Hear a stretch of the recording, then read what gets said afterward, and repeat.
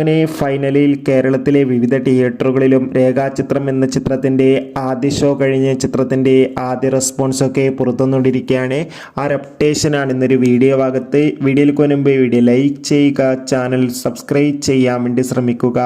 ആസിഫ് അലി, അനശ്വര രാജൻ, മനോജ് കിജൻ, ഹരിശ്രീ അശോകൻ എന്നൊക്കെ പ്രധാന കഥാപാത്രങ്ങളായി ഇന്ന് റിലീസ് ചെയ്ത ചിത്രമായിരുന്നു രേഖാചിത്രം. എല്ലാ സിനിമാ പ്രേമികളും ഒരേപോലെ ചിത്രത്തിൻ്റെ റിലീസിനായി കാത്തിരിക്കുകയായിരുന്നു.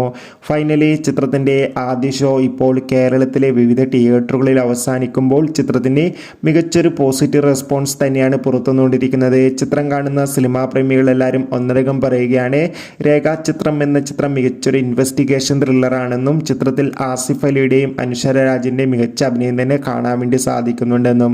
എന്തായാലും ചിത്രത്തിൻ്റെ കൂടുതൽ റെസ്പോൺസിനായി കാത്തിരിക്കാം. ചിത്രം കാണുന്നവരുടെ അഭിപ്രായം തീർച്ചയായും കമൻറ്റ് ബോക്സിൽ രേഖപ്പെടുത്താൻ വേണ്ടി ശ്രമിക്കുക. Bye bye.